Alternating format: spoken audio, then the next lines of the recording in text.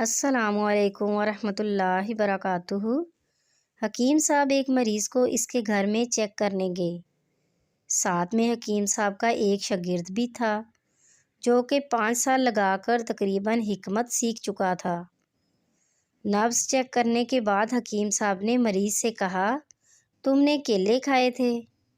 مریض نے کہا، جی بالکل۔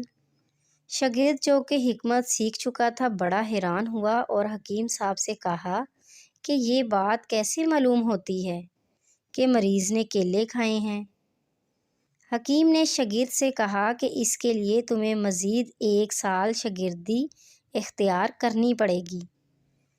شاگرد تو بس اپنی حکمت کی دکان کھولنے کے چکر میں تھا۔